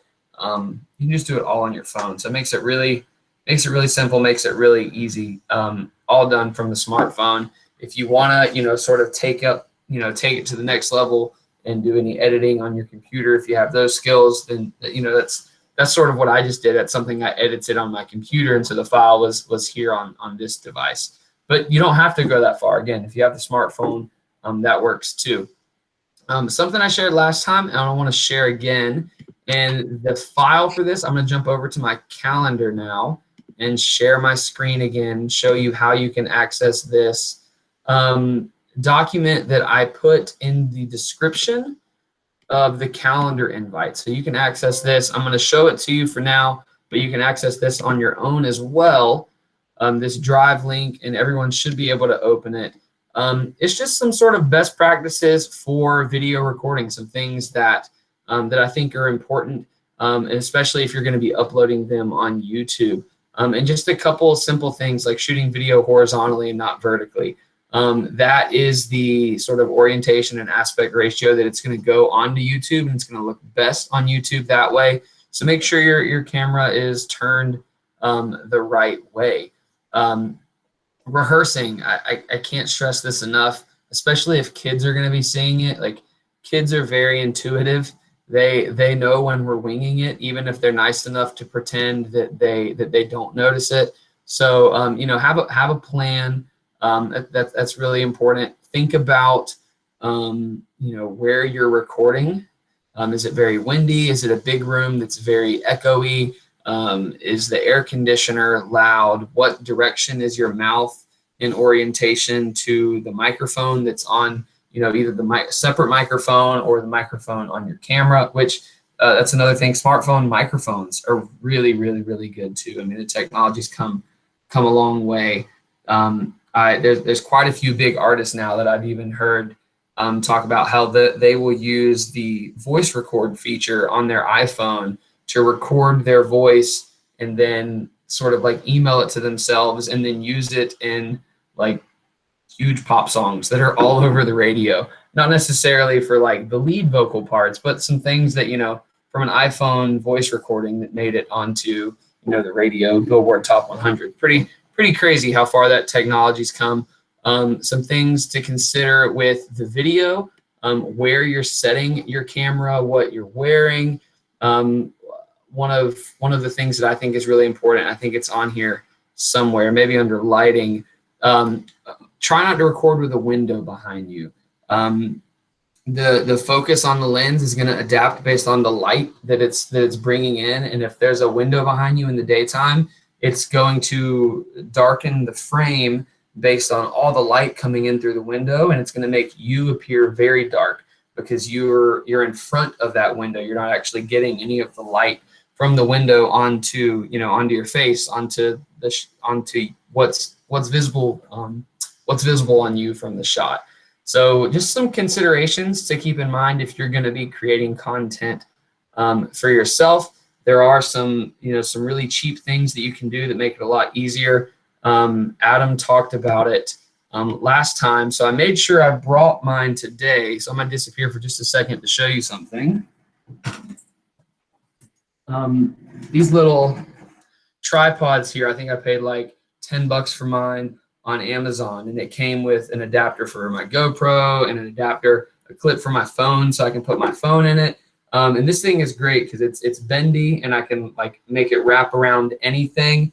It can fold out into a tripod, so I could set either, right now I have my GoPro on it, but could be my phone, set my phone up on it to help just get a better shot. Really cheap. Like I said, I think I paid like $10 for this one on Amazon, and it came with like 5 different adapters for almost anything I could, any camera I could think of. I can put, like I said, my phone, the GoPro, and I even have one for my SLR camera that I can put onto here as well. And it was cheap, and I've had it for like a year. It still works really well. So I know we're getting close to 3 o'clock, and I think I'm starting to get to the point where I just ramble. So I'm gonna kind of stop for now and see if there are any other questions, comments, things you've tried out that you want to sort of speak out to the group. Or Adam, if you have anything to add, your wisdom is always appreciated. No, Jake, I think you did a great job today. Great job answering questions. And if anybody has anything else that they'd like to ask, it's kind of open right now. So you can either type in the chat box or turn on your microphone. Hi, I have a question. I went into my regular YouTube account and tried to, add a video, and the only option that it's giving me is watch later. So like where you showed how to create the different playlist sections, I could not figure out. I lost track of how to do that. And by the way, I do want to comment, this has been wonderful. So thank you all so much for doing this. No problem. So I'm going to head back out so I can just demo that for you. I was navigating my screen a little bit here. All right, so I'm going to share. You're talking about playlists, right? That's what you're trying to do, is a playlist. To create playlists. So again, I'll just click on a random video. Wait for. There we go. So all you're seeing for now is the watch later. That's probably just because you've never created a playlist before. Okay. So Okay. do you also see where it says create new playlist? Not, you know what? I don't think I've created a channel, so that's probably why. Yeah, if you're I'm not not signed in, Okay. if you're not signed in, it won't let you. But if you just sign into your Google account right there on YouTube, then it will let you create playlists. You'll see, hopefully you can see my screen where it says create new playlist. If you've never created a playlist, you'll see the watch later, and then you'll also see the create new playlist. Even if you're not signed into your account, it will allow you to add to a watch later. But it's just going to store it there on the browser. As soon as you close your browser and go back into YouTube, that's all going to be cleared. So if you want to save it to your watch later permanently, or you want to add it to a playlist, you do have to be signed into an account. Okay, because I'm signed into my account and it's only giving me that option. I was wondering, do I need to create a channel first, then try to do that? No. So if you have an account, if you're signed into your account, you have a channel. You don't have to do anything extra to create a channel. Okay. So underneath the video, you click save. Yes, and the only option it's giving me is watch later. Okay, let me share my screen so you can see. I just want to make sure. So right under here, save, and then it doesn't let me resume once I've clicked on something. You don't see create new playlist at the bottom of that underneath. I don't. Is there something in settings that would need to be changed for it to show that? Because it's not showing it at all. The only thing I could think of is if are you signed in with your district account? Yes. Okay. Your district may have your channels, may have your accounts set as the yes, it's made for kids at the channel level. And if that's the case, you won't be able to create playlists. If that's the case, I don't know if you'll be able to turn that on or off, but if you want to find out, if you just go into YouTube Studio and then settings, that is going to be under, let me find it real quick. I always just kind of happen upon the settings. Okay, so if you go into settings under channel and then advanced settings. So channel and advanced settings. Okay. But if it's set as yes, set this channel is made for kids, that may be the problem. So I just looked up an article that was written in May of this year, and apparently there was an update to newer accounts that have been created recently, or accounts where no one's done anything on YouTube. You actually have to go into the upper right-hand corner where your icon is for your profile. And now, yeah, exactly where Jake is, that upper right-hand corner icon.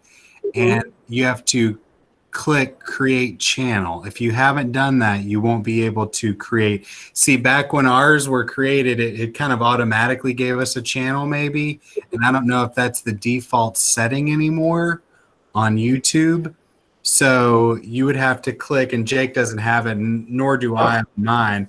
But if you click that little icon and choose create channel, then you would be able to start creating playlists. Okay. If I had to guess, it would be in the place of where mine says your channel. Yeah, it's right towards the top. It actually should be the top option. Okay, I have a similar question. Okay. I'm so glad that you brought that up. Thank you. I'm on and in studio, and I can see the icon that has it says your channel and my name. And I'm just doing this today because I hadn't done it before. I'm on my dashboard now. It says channel dashboard. How do I bring in videos? Am I saying that right? How do I bring in YouTube videos? How do I, I'm so Upload it. sorry. Upload a video of your own, or No. Just to use a video that I found on YouTube. How do I put that like on my playlist? Gotcha. So YouTube Studio is really only going to be for content that you're creating and you're Okay. uploading on your own. So Okay. to get back to sort of the normal side of YouTube, you can, and I'll share. I guess I could just leave my screen shared instead of jumping back and forth. There's a couple ways you can do that. If you click where it says your channel at the left right here, that will take you to your channel out of YouTube Studio back to sort of the regular YouTube. And then from there, if you just click the YouTube icon, it'll take you back to the home page, or you can search right here from your channel. It's not going to search just in your channel. This is actually going to search all of YouTube. Okay, so I found the video that I want to add to my playlist. Okay. Okay, so what do I do next? I'm so sorry. No, you're good. That's what we're here for. So now really it's just you've got to make the decision on how you're going to use this video. Is it something that you just want to save for later, or create, you want to have a playlist, you want to start generating a playlist that you might use? So what I would do is then where it says save underneath the video, you're going to click save, and then you could either hold on, because I'm not doing it right. All right, so I have to open the video because I just clicked on it. Yeah, once you click on the video, like where you're gonna watch the video from. All right, I am there. I am there, and find the save option. Yep, right underneath the video, you're gonna click save. Gotcha.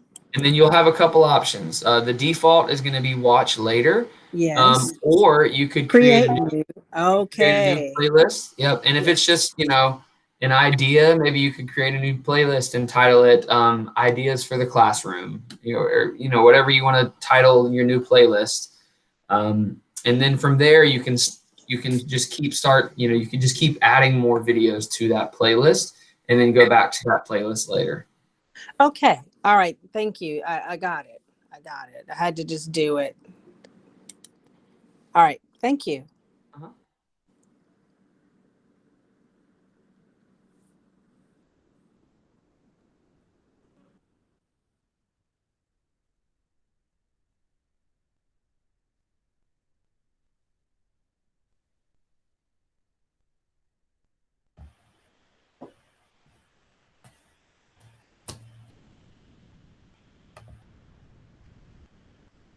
All right. Well, if there are no more questions or comments, I'll hang out here for a little while in case something else comes up. But I don't have anything. I don't have anything new other than just thanking y'all for being here and being a part of this. A special thank you to the Tech Tuesday crew that's put a lot of work into all these, and Adam, all the support that you've been giving and leading, and the the participants that I wonder if there's anyone who made 100% of them. I certainly have recognized quite a few names many times, and have enjoyed interacting with everyone through this. Yeah, we definitely have a few in the room that have made just about every single one. I'm thinking of Kutina, Barbara, Dr. Parker being one of them, and so many others who are here that I've seen you every single time. So thank you so much. Good luck. You soon, hopefully, by the end of this week, we'll get a survey in the form of a Google form from our team. And it's going to give you some instructions on the follow-up and everything. But we promise we're going to keep it as streamlined and as basic as we can make this, so that everyone who joined us multiple times can get credit. So thank you. Please email us if you have any questions. Have a great rest of your day. And thank you again, Jake. That was awesome. All right, thank y'all. Y'all have a good afternoon. Bye, everybody. Jake, I would ask you another question. Yeah, I'm still here. Okay. For either one of you, and I'm just thinking out loud here. If I have a link to a video, either embedded, whatever, I'm in Google Classroom, I find something and I want it to start at a certain point, I can do the URL from that certain time point and use that in something that I present through Google Classroom. Now, the kids, if I have ELL students, do they get to choose that closed captioning and select Spanish? Or is that something only I can set up, or how does that work? So where you are selecting the language, that is for a video that you're uploading, a video you've created. The closed captioning is going to default to whatever language is being spoken in the video.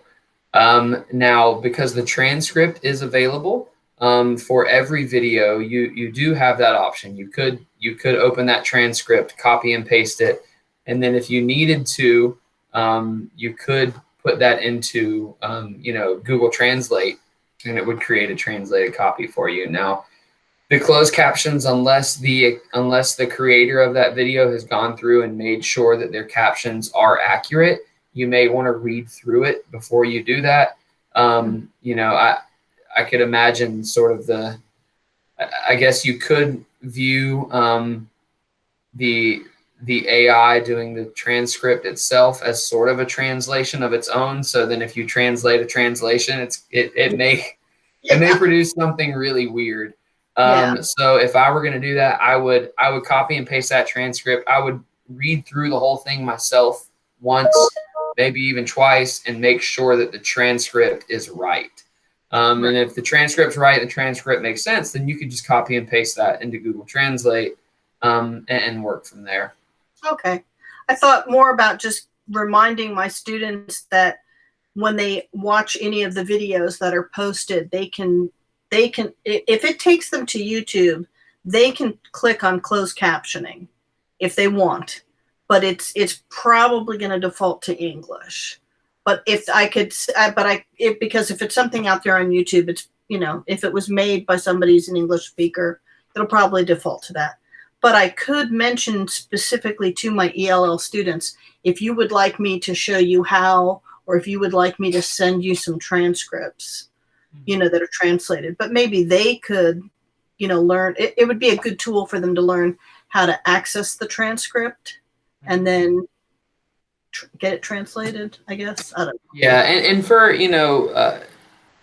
I think in most cases for an ELL student, I think them having access to the transcript, even if it's in English, and knowing the transcript is there, could be really beneficial, because now they're getting it audibly, they can see it, and if they run across something that they don't know what it is, like, oh, what's that word that she just said? I don't know that word.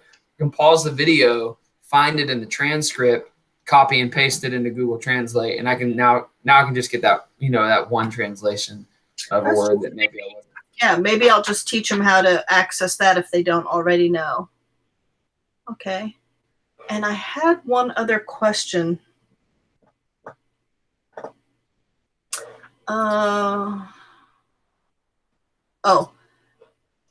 Is there anybody who wants to ask a question about this? Because I was going to ask you about a question about a previous training. Anybody else? Anybody? I guess not. Okay. All right, you've got it. After the last training,